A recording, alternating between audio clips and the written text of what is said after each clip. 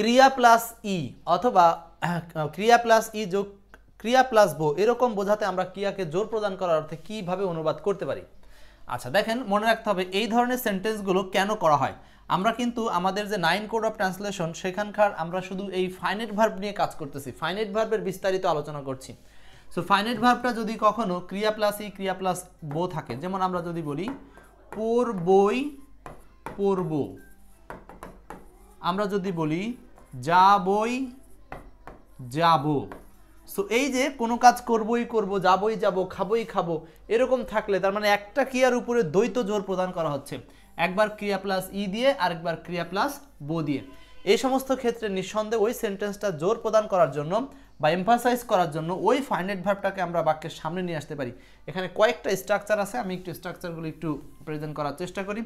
যেমন 1 নম্বর স্ট্রাকচার হচ্ছে আপনি ওই বাক্যের শুরুতে নিয়ে আসতে পারেন ডু অথবা ডিড, ডু অথবা ডিড প্লাস ওই বাক্যের সাবজেক্ট প্লাস ওই বাক্যের মেইন ভার্ব যদি দেন তাহলে এই বাক্যটা জোর প্রদান করা বোঝাবে। অথবা আপনি সরাসরি মেইন ভার্বটাকে সামনে নিয়ে আসতে পারেন, মেইন ভার্ব এটাই বেশি প্রসিদ্ধ। মেইন ভার্ব নিয়ে আসলেন, সাবজেক্ট নিয়ে আসলেন প্লাস অক্সিলারি ভার্বটা থেকে গেল। এইটা হচ্ছে 2 নম্বর স্ট্রাকচার।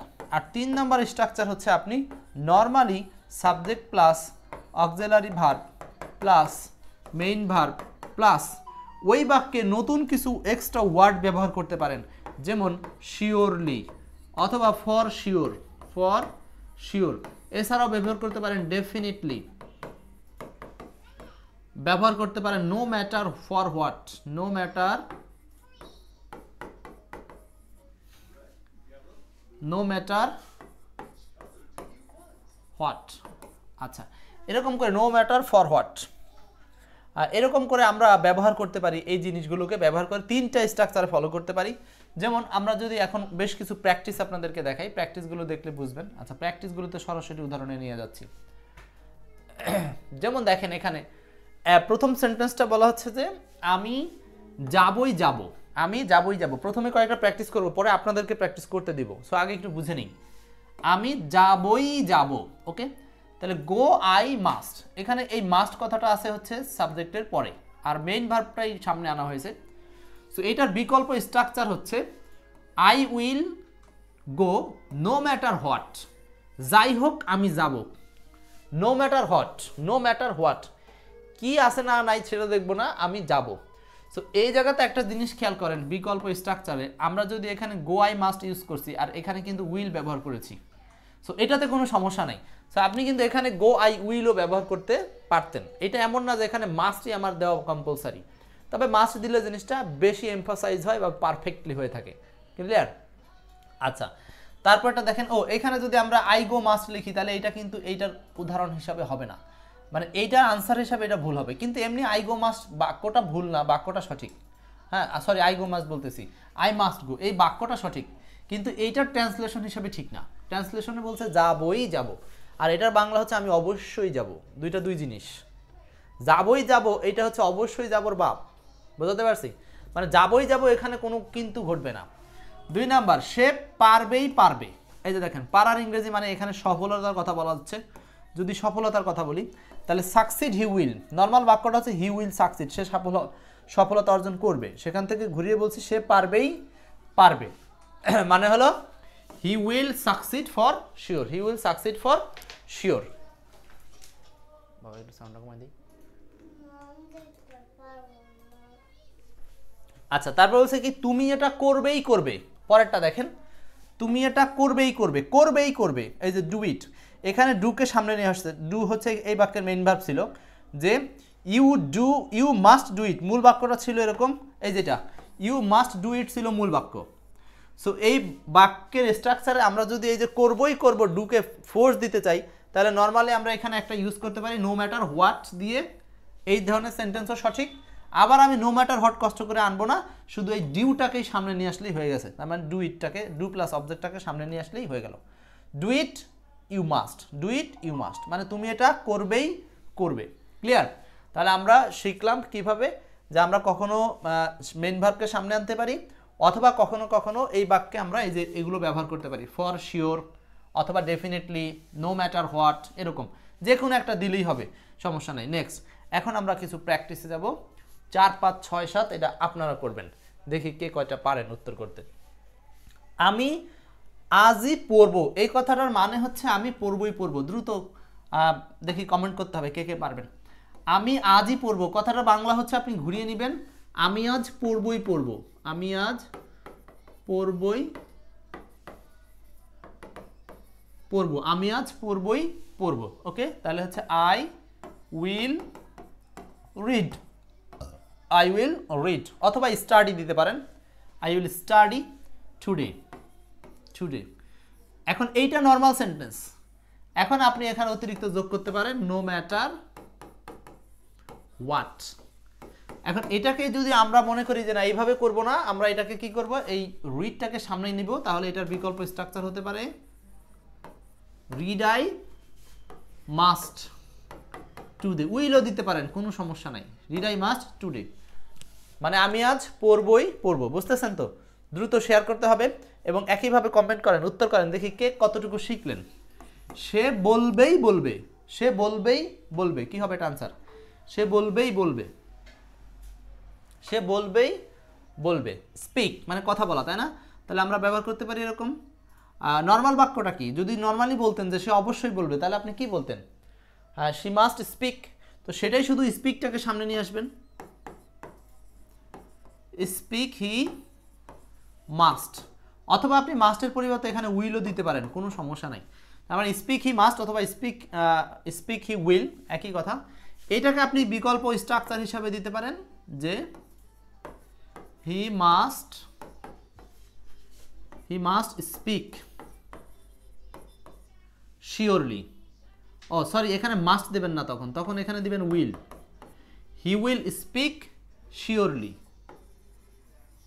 অথবা ফর শিওর অথবা নো ম্যাটার হোয়াট ঠিক আছে হামিদুর রহমান বুঝতেছেন তো নিশ্চয়ই আচ্ছা হি উইল স্পিক শিওরলি এরপরটা দেখেন আমি জিতবই জিতবো এখানকার ভাবটা কি জিতবই জিতবো মানে উইন এখন এই ধরনের সেন্টেন্সগুলো কিন্তু আমরা যখন বড় বড় বাক্য করব তখন আমাদের এই ধরনের এক্সপ্রেশনগুলোকে যদি ট্রান্সলেট না করতে পারি তখন কিন্তু আপনি ভালো মার্কস পাবেন না ট্রান্সলেশন সবাই পারবে কম বেশি কিন্তু 100% ক্যারি করার মতো মার্কস পাবে না রিটেন এমন একটা জিনিস যেটা আপনাকে চাকরি পাইয়ে দিবে আমি জিতবই জিতবো তাহলে এখানে কি করব আই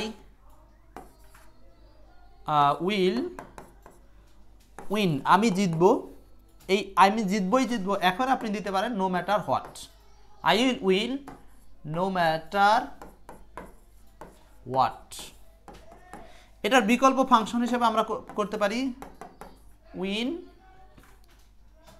আই মাস্ট বাংলাটা হচ্ছে আমি জিতবই জিতবো ওয়াও দারুণ হামিদুর রহমান তুমি চেষ্টাই করবে দেখেন এখানে এই সেন্টেন্সগুলোকে যখন আপনারা এই যে ই শব্দটা পান ধরে নিতে হবে বা আপনাকে এটাকে মনে মনে ট্রান্সফার করে নিতে হবে যেটা করবই করব বোঝাচ্ছে আমি চেষ্টাই করব কথাটার মানে এরকম যে আমি করবই করব তার মানে হচ্ছে ট্রাই মানে চেষ্টা করা তার মানে হলো ইউ উইল ট্রাই ডেফিনেটলি ও আরেকটা শব্দ নতুন শব্দ দেখাই সার্টেইনলি সার্টেইনলি তার মানে আমরা অন্য কোনো অ্যাডভার্ব নিয়ে এসেও ক্রিয়াটাকে ফোর্স দিতে পারি certainly definitely no matter what surely for sure এরকম ইনডিড এগুলো আনতে পারি ইনডিড কথাটাও আনতে পারি ইনডিড মানে হচ্ছে বস্তুত বা প্রকৃত এই যে এটা indeed indeed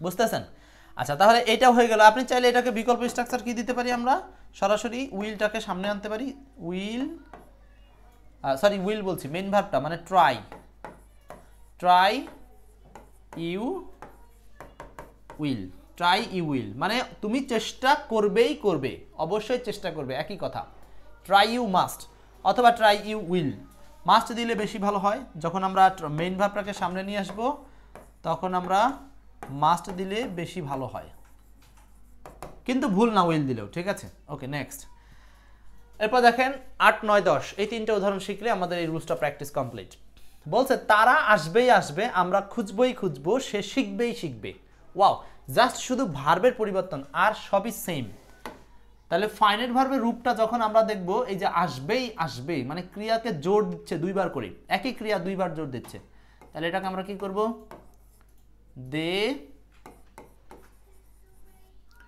will come, they will come no matter what, no matter what, এটা লিখতে পারেন no matter what।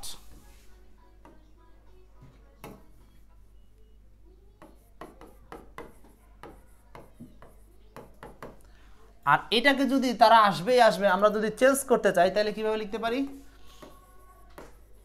কাম সামনে নিয়ে আসলাম আর হলো দে মাস্ট, এটার মানেই হচ্ছে তারা আসবেই আসবে। সেম ভাবে আমরা খুঁজবো। এখন আপনি হাজারো সেন্টেন্স তৈরি করতে পারবেন। আপনি যদি নর্মালি এই স্ট্রাকচারটা না জানতেন, কেউ যে বলে স্ট্রাকচার স্যার আপনি করবেন বা রুল স্যার আপনি করবেন, কিভাবে সম্ভব? এইটা তো আমরা একেবারে প্র্যাকটিক্যালি রুলসগুলো দিচ্ছি, যা শুধু রুলস পড়াচ্ছি তা না, প্র্যাকটিক্যালি রুলস পড়াচ্ছি। সো ট্রান্সলেশনের ক্ষেত্রে অনেকে অনেক কথা বলবে, ভাই আমাদের টিপসগুলো আপনাকে জানতে হবে। এই টিপসগুলো না জানলে আপনি বড় ট্রান্সলেশনের ক্ষেত্রে আটকে যাবেন। আমি খুঁজবো, খোঁজার ইংরেজি কি? ফাইন্ড। তাহলে এখানে বলতে হবে ফাইন্ড আই মাস্ট। বিকল্প গঠন আপনারা দিতে পারেন, তবে এখানে ভুল হচ্ছে আই মাস্ট ফাইন্ড, এটা ব্যবহার করলে ভুল হবে। কেন? কারণ হচ্ছে এই সেন্টেন্সের জন্য এইটা অনুবাদ না, এটা আলাদা বাংলা আছে, কিন্তু এই সেন্টেন্সটা ভুল না, এই বাক্যের ট্রান্সলেশনের জন্য এটা ভুল। ঠিক আছে, ট্রান্সলেশনের জন্য ভুল। আচ্ছা, তো ফাইন্ড আই মাস্ট, অথবা আরেকটা বলতে পারেন আই মাস্ট ফাইন্ড না বলে আমরা কি বলতে পারি, I will find surely অথবা for sure, I will find for sure, surely এরকম কিছু দেওয়া যায়। শিখবো, এই তো দেখেন সাগর হোসাইন আগেই বলে দিয়েছেন, শিখবো, তার মানে শেখার ইংরেজি লার্ন। মূল ভার্ব দিয়ে শুরু করতে হবে, কারণ যখন ভার্বকে এমফাসাইজ করা হয় তখন ওই ভার্বটাকে বাক্যের শুরুতে নিয়ে আসা হয়, ইনভার্স করা হয়। এটা হলো গ্রামারের খাঁটি রুলস, হচ্ছে ইনভার্সন নামক একটা অধ্যায় আছে, সেই অধ্যায়ের ম্যাটার আর কি এটা। তো এখানে লিখতে হবে লার্ন হি মাস্ট, অথবা ঘুরিয়ে বলতে পারি আমরা he will learn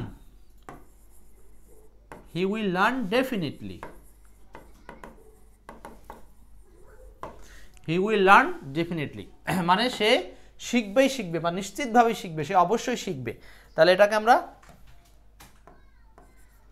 learn he must অথবা হি উইল লার্ন ডেফিনেটলি এভাবেও করতে পারি।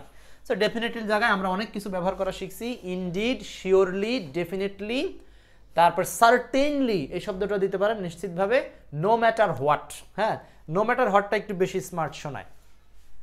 আচ্ছা, এই ছিল হচ্ছে আপনাদের এই কোনো ক্রিয়ার ক্ষেত্রে যখন যাবই খাবোই খাবো, করবই করব, অর্থাৎ ক্রিয়ার সাথে এরকম অর্থ উচ্চারণ দিবে, তখন আমরা এইভাবে সলিউশনগুলো করব।